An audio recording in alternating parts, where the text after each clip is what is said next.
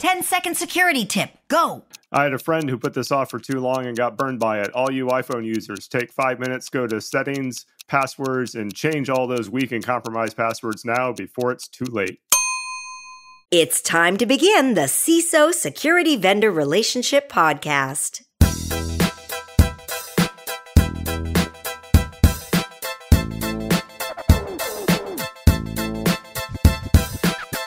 Welcome to the CISO Security Vendor Relationship Podcast. My name is David Spark. I am the producer of the CISO series. Joining me, as always here, it is my co-host, Mike Johnson. And we like to indicate that you are actually here by giving some sound from your voice. So make some sound from your voice, Mike. So I'm here. My cat's here. All of the eavesdropping microphones are here. We're all here. I was hoping for a grunt, but you actually formed words. Okay, that works. They eventually come out. It just takes a little bit of work. Hey, we're available at CISOseries.com. All our shows, the headline show, Defense in Depth, this show, our Friday video chats, everything is available at CISOseries.com. You want to participate in that, you want to listen to that, that's where you go. Our sponsor for today's episode is a returning sponsor. We are thrilled to have them back. It is Expel, and they're responsible for bringing our guest today. But before we introduce him, this is August 3rd when this episode is dropping. It should be Black Hat wrapping up. There is an outside chance I may be going. I'm actually moving, and I will move just a few days before Black Hat begins. And if my stomach can handle and the sort of the hysteria of moving is not too much, I will try to make it out to Black Hat. I originally wasn't going, but now I'm contemplating trying to go. So I hope to actually be there. More power to you. There may be some vendor gifts there because I know that's a popular thing. Might be. Just before we went on to hit the record button, you were showing off in Zoom your vendor gift you just received. Could you tell us what this is? Yes. So it wasn't actually a threat to any of y'all on the recording, but I received from this vendor randomly out of the blue a 15-inch knife with like a 10-inch blade on it. The thing weighs like 3 or 5 pounds, something like that. I'm sure it's meant for carving animals, like someone delivers you a moose or something and you could use this knife to carve up that moose. Guess what's coming next in the mail? I don't have a need for that. I hope they do not send me a moose. Maybe they thought you were Crocodile Dundee. Maybe, because it would actually put his knife to shame. This thing. So you would be saying crazy. You think that's a knife? Exactly. Yes, I would be one-upping Crocodile Dundee with this thing. We always go with 80s references on this show. Yes. We're up to date, modern. We're hip. Let's bring our guest in. Very excited to have him back. It was a thrill to have him on last time. He actually, for those of you who don't know, he is the guy who founded this really popular conference called ShmooCon, which is insanely popular. They sell tickets out in literally an instant. Seconds is how fast they go. Everyone who produces an event is jealous. The only person who else has been able to pull this off are big rock bands and our guest. That's how much of a rock star he is. He is also the CISO of our sponsor, Expel. Thrilled to have him with us, Bruce Potter. Bruce, thank you so much for joining us. Cool. Thanks for having me. Happy to be here. Okay, what's the risk? On the cybersecurity subreddit, user Lost Cause and Hope, love that, by the way, left the following comment regarding our continuing fears of third-party risk. Quote, I remember back in the day, you could just block outbound internet access to key assets and be done with it. Unfortunately now, with Microsoft and other cloud-based everything, you can't keep things locked down and still run an organization. Just to get Defender endpoint running, you have to open up a huge list of exclusions. And it's only going to get worse as people open the holes in their baskets. So here's my question to you, Mike and Bruce. What's easier to manage? The risk profile of your third parties or all the exclusions you've got to open up to let third parties into your system? And I don't even know the answer to this. Is it possible to just focus on one rather than the other and actually still have a good security program? Mike. I want to challenge Lost Cause and Hope on the idea that you can't block things outbound anymore. If you look at clients versus infrastructure versus your servers, your whatever's running your environment, those are two very different profiles in terms of outbound communication. Clients are going to talk to the world. You have to do very specific protections there. But my servers don't need to just talk anywhere on any port. I can and do have egress filtering. It's a doable thing. So that should be a rare thing, and you should be able to scope it down. Even if it is you're connecting back to Office 365 or Azure or something like that, you can still at least scope it down to all of Azure, which is, as big as it is, still smaller than the whole world. So I do think that there is opportunity to do that. It just takes a little bit of work. Find out what those IP addresses are, toss them into your infrastructure automation. You can keep the list in one place. You keep it up to date. When you need to update it, you push it out, and everything is now working with that. Another tip that I have is usually your outbound connections, usually these days, they're all HTTP based of some sort. Set up a proxy, have all of your infrastructure go through that proxy, and then block all other outbound access. Any direct outbound access can't work. The proxy then gives you the ability to log what's going on and the ability to do enforcement. So I do think it's possible. You just have to put some work into it. Would you follow the same plan, Bruce? Yeah, I think in general I would. One of the challenges that I've seen is that when you go to determine, does this host talk to something on the internet? If it doesn't, like, it's easy. But if it does, and you go ask the vendor, hey, what do I need to leave open? What are you going to talk to? Oftentimes the vendor can't come back and give you like a salient answer. And so then you got to go play detective. And, it's a distraction to have to go do that, right? Like if your staff's chasing down ports and like, hey, this box isn't working right, or the service isn't working right. It's like, it feels like the 1990s. Like, is it not working right because of the firewall? So we're blaming the same things we were decades ago. And so I get really frustrated with the state of play when people are building software and it's impossible to track down what it's doing. It doesn't excuse it, but the reality is, like, you've got it inside your enterprise, it's doing something productive, and having to chase down IPs to go fix it is in some cases really tough. I know one of your frustrations was having sort of some automated visibility into how secure your third party is.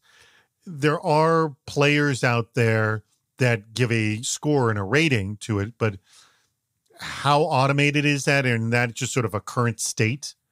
I mean, what can you know? Not a lot. I think Mike's idea, putting the thing behind a proxy and instrumenting it yourself is your best bet. And we see this even more as we go into containerized systems and serverless and that kind of thing, where things are running in smaller enclaves and we have better instrumentation. The smaller chunks of your infrastructure that you can monitor and instrument and then be able to put these filters in place, the easier it is. The only problem I have with that is that then, to Mike's point, like, it's great to have all this stuff in one list in one place. But if you have a bunch of developers making individual decisions all over the place, suddenly you got policy enforcement happening everywhere in the enterprise, and it gets far more complicated to track what you're actually blocking and not blocking. What would you advise? On the cybersecurity subreddit, a Redditor asks, what's the best way to showcase past work while applying for jobs? The most commonly echoed advice was, have a good Git repository. I'm going to start with you, Bruce, on this. Is that enough? I mean, what if you're not a developer and you don't have one? I mean, does a homepage work, your LinkedIn page? What portfolio materials have you actually seen that you were so impressed by that helped a candidate at least, land that first interview? First of all, I haven't heard the term homepage in a stretch, so homepage. Yeah, there you go. So this is something I've thought a lot about, and I feel pretty passionately about. When I was starting, I was doing cybersecurity stuff all the time, at work and at home. I founded the Schmoot Group with a bunch of friends in Alaska, and we stood up websites and we were publishing stuff and going nuts.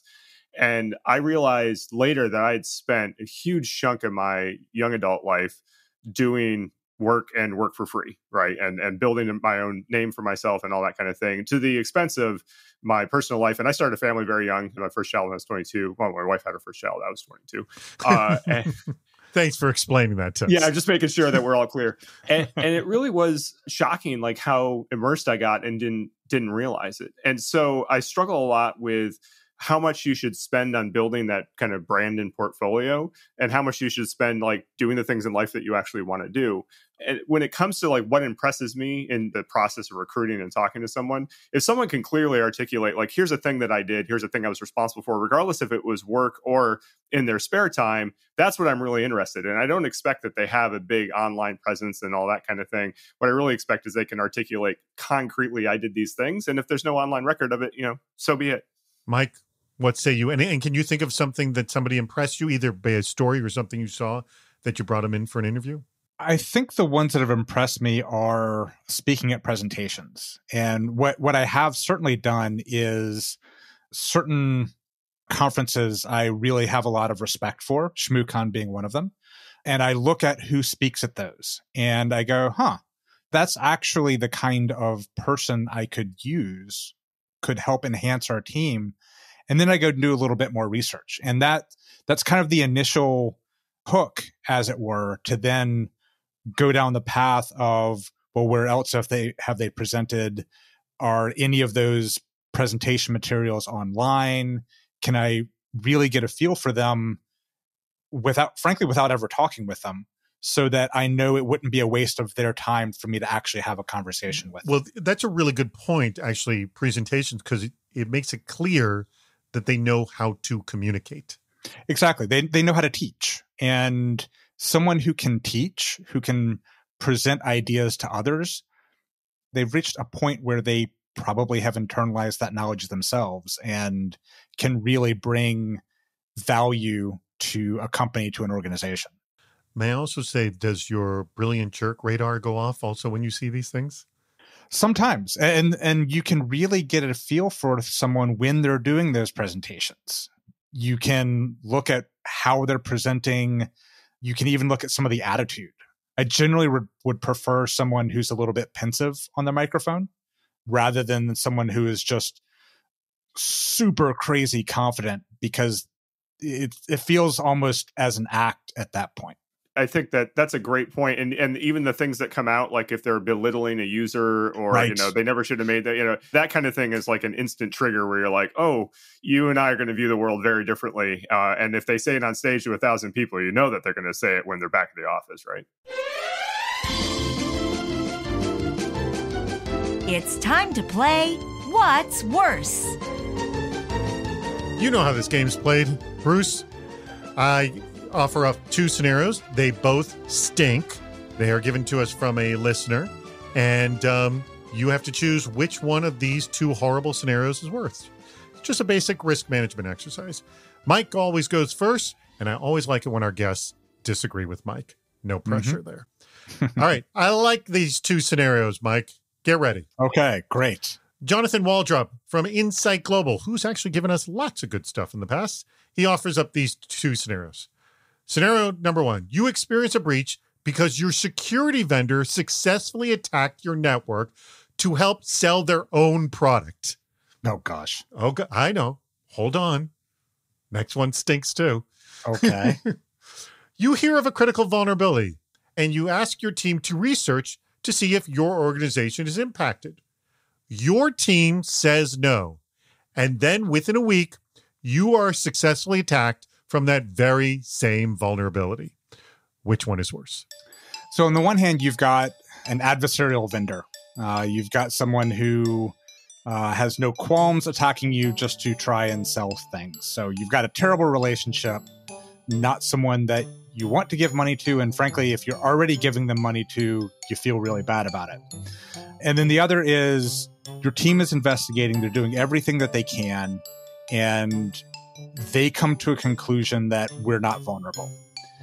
And then it turns out that you are. And that is visited upon you in the worst case possible. They both suck.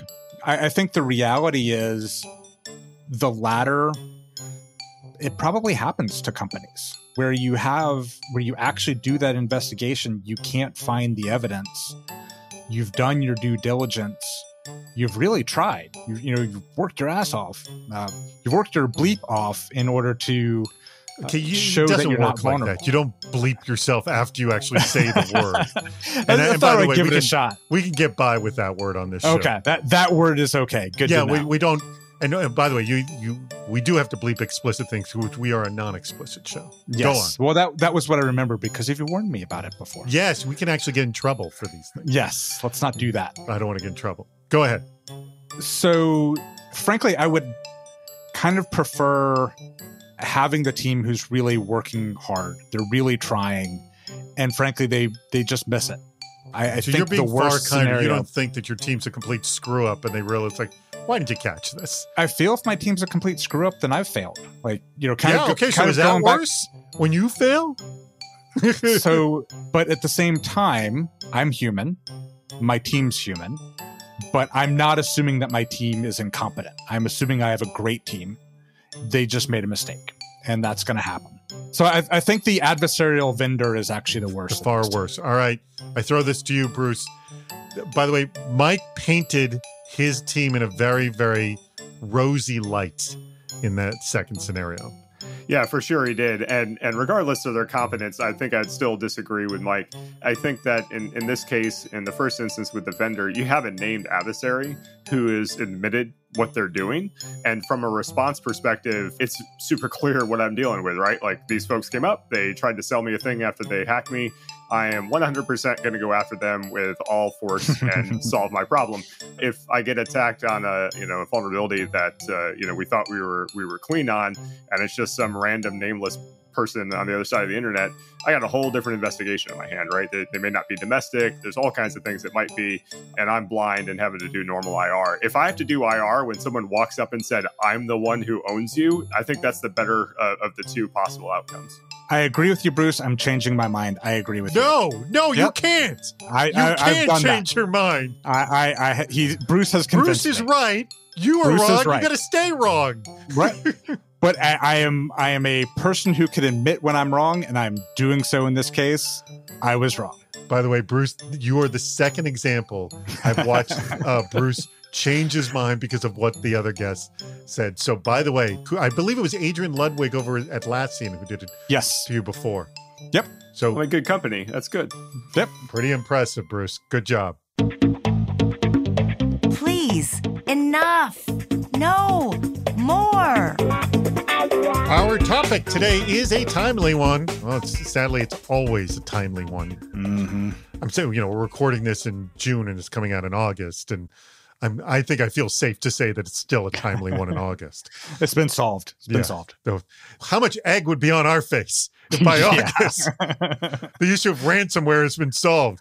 Boy, would we look foolish. I would wear that egg. I would actually be a very happy person to be wearing that egg. All right. So our topic is ransomware solutions. Mike, what have you heard enough about with regards to ransomware solutions, and what would you like to hear a lot more? So I think the thing that I hear the most about ransomware, and it isn't so, I guess you could actually look at it as a part of a solution, which is so much of the discussion is around whether or not to pay the ransom. If you should pay the ransom or not, everyone's going to give you second thoughts regardless of what you decide. And there's so much discussion around that, just the ransom itself. And so the flip side, it doesn't help people prepare. So I'd like to hear less about the sensational side of it. That's just not helping anyone.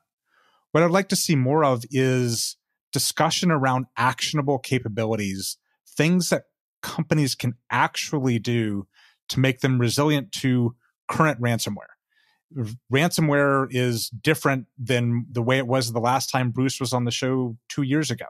It's evolved in that period of time. So we really need to talk about what's latest in terms of ransomware and keeping that up to date, both from a prevention and at least rapid recovery perspective. Heck, isn't that what we're supposed to talk about in cybersecurity anyways? Like with threats in general? Think. Yep. All right, Bruce, I throw this to you as well. Start off, tell me what you've heard enough about, and what would you like to hear a lot more? I've certainly heard enough about, hey, you should just patch your stuff and somehow that will magically solve the problem. We've been trying to solve IT hygiene for a long, long time, and it's still a complicated, hard problem. Like I give companies credit. We made a lot of progress, but you still end up with systems that fall behind and can get compromised. And beyond that, we've seen an uptick in attacks, BEC style attacks, that don't have links and malware. It's literally a phone number. And you call and somebody decides to hand over some credentials or do something silly, give access. And next thing you know, there's an attacker inside your network and nothing to do with a patch. And so this trope of, patch everything and you'll be fine, I think doesn't really hold water anymore.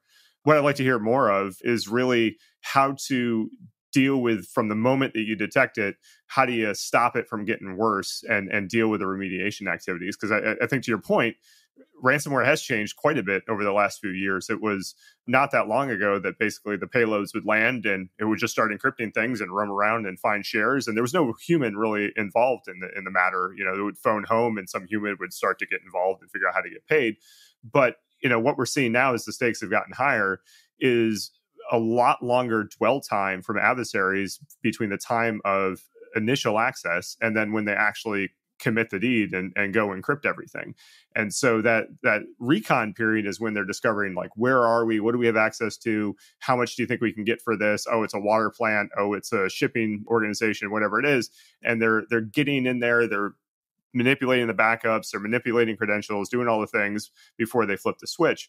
All that really is time to detect them and stop them, right? And the longer they dwell without doing the bad thing, the more chance you have to be able to stop it from becoming a catastrophic event for your organization. So, the idea of focusing on coverage and effectiveness of your security signal, like where, do I have sensors everywhere I need to get? Do I have EDR deployed everywhere I'm supposed to have EDR deployed? Do I have full visibility in the network?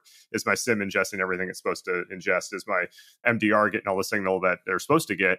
That's kind of the first step. And then the second is really focusing on efficiency and automation. Because once you detect them, you got to move fast, right? Because what you don't want them to do is flip the big switch that says encrypt. Because from that point forward, it's a public event, right? Like, you're going to have to deal with it. And it's a fire that there's no hiding from. And so from the moment you realize a bad thing is happening, how can you close that gap through automation and better remediation techniques to make sure that you get them out of there as fast as you can before they can flip the switch? So there's two things. There's automation, and then there's the personnel. And actually, for those people who don't know, Bruce and your son developed a fun sort of tabletop game that combines sort of the model of Dungeons and Dragons, game called Oh Knows, which is open source, that you invited me to play, which was a lot of fun. And I'm interested to know, with the sort of the combination of, in your experience, and I know detecting threats and moving fast is what Expel does, what have you seen in your experience with this rise of ransomware, of what works for moving fast and what does not?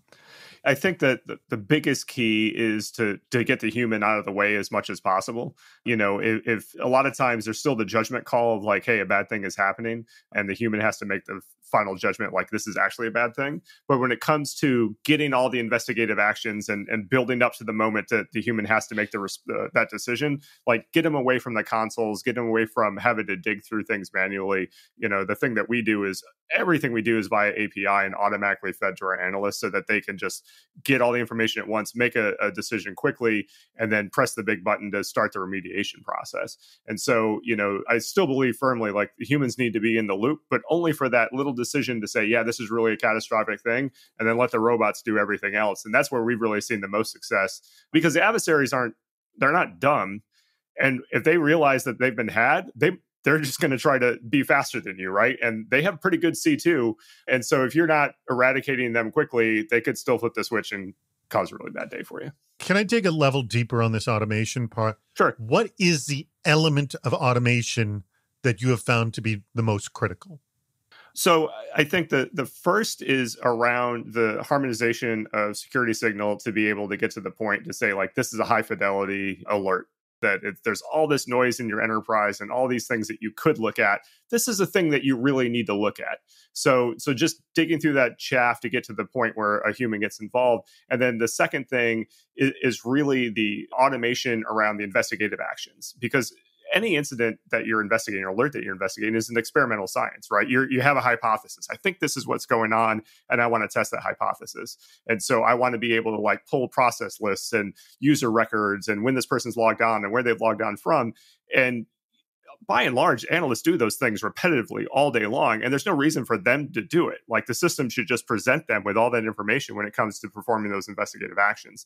So when the analyst is armed with, like, here's all the information you need to make the decision, and here's all the investigative actions you need to really make the determination, and it all comes together at one time without them even having to ask the question, that's where we see the most success around automation. Challenge accepted. This past 60 months has been severely crappy for everyone. But we're going to play the glass half full game. I'll start with you, Mike. What of this new all remote work environment are you going to take with you and encourage others to do as well when we move into a hybrid work environment? Now, I know you have a hybrid and a remote team yourself, so this wasn't a huge leap for you this period of time. But my feeling is, unless the job requires in person, my education is that no one is ever going to back to in-person full time. I just don't see it happening. Mike, what's your take? And what was the best thing that came out of this? So I do hope people remain open to the work from anywhere concept. I think some companies will revert to old habits, but from a security perspective, from the perspective of your team, really being open to finding that talent wherever they are and making it so that they can actively participate with your team, you really get so much up-leveling when you can hire people anywhere. You have to keep time zones in mind. One of the things that I've learned the hard way is the importance of time zones, not necessarily physical proximity, but if you've got someone who's kind of isolated off in their own time zone, that's a bit more of a challenge when it comes to keeping them productive and frankly, keeping them feeling like they're part of the team, because they just feel very remote due to the time zone. So that was one of my learnings and something that I would suggest people have to keep in mind. But you also have to make sure that you're giving the opportunity for people to feel like they are part of the team. Your meetings, make sure that if you end up in this hybrid situation where you have some people sitting in a conference room and some people on the other side of a video conference, making sure that they feel part of the meeting, as opposed to there being all these side conversations that go on in the room that they can't participate in. I would say prior to COVID and video conferencing, I think that happened a lot. I think it did. I certainly witnessed it. And it's something that we've tried to actively work on prior to COVID. And then certainly as part of COVID, everyone's remote. So it's kind of easy. But I participated in a conference, a internal meeting of my company a week or so ago, where half of the people were in a conference room because everyone was vaccinated and we're starting to allow that kind of a thing. It was off at a hotel. And then half the people were phoned in remote, but the people in the room were cognizant of those of us who were remote and actively worked to keep us engaged. So I think that's the thing that people really need to, one of the things that people really need to focus on going forward, that is a learning from all of this that we should keep with us. I take this to you, Bruce. Yeah, I totally agree with that. I think just from a tactics perspective, one thing that's helped us manage the in-person versus remote conversations, or the in-person people, we actually have started handing off a physical object as like the talkie stick. And you can't talk in the room unless you have the talkie stick. And it's almost completely annihilated crosstalk and the sidebar conversations that would kind of exclude the remote parties, but even B, like with the audio encoding and the way that Zoom and other clients choose where to highlight audio, it would just overdrive and you can't hear anyone else speak, and just practically the technology doesn't support it. So the physical talkie stick has been really great for us. And I'd also say I've worked remote for a long time. And while our company, Expel had maybe 20% remote, a lot of it was sales. So there weren't a lot of like remote non-sales people in the company. And when I would participate, I always felt like I was in the back row, right? Like there's a camera in the back of the room, but we have a camera and there's a microphone. So you could kind of hear and you could kind of see, but it wasn't ideal. And at the time, I didn't think much of it. I was just kind of used to it. And then you realize that it's not good for collaboration. It's not good for feeling included. But even that, there's all kinds of studies that I've read recently that talk about your ability to comprehend and then actively engage in conversation based on the quality of the audio and the video. And if your audio quality is low in particular, and if your video quality is low, your brain has to spend more time interpreting what it's hearing to then allow that to be like internalized and then processed and whatever. And then you're really not actually thinking about what people are saying. You're just spending all this time trying to listen through the static like it's an AM radio. I cannot agree with you more. And there was a study, and I posted on LinkedIn a while ago, that showed that people essentially find more confidence. And I think it was something like 19%.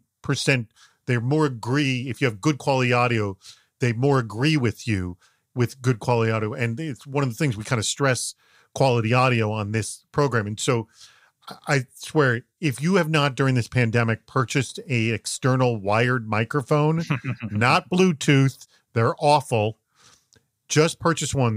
They are as cheap as $35, really good. That move alone will greatly improve your meetings and communications. And true telepresence solutions are spectacular. Not Zoom, but if you've been in a room that has a true telepresence, that's phenomenal as well. Well, that brings us to the end of the show, Bruce and Mike. Thank you so much, Bruce.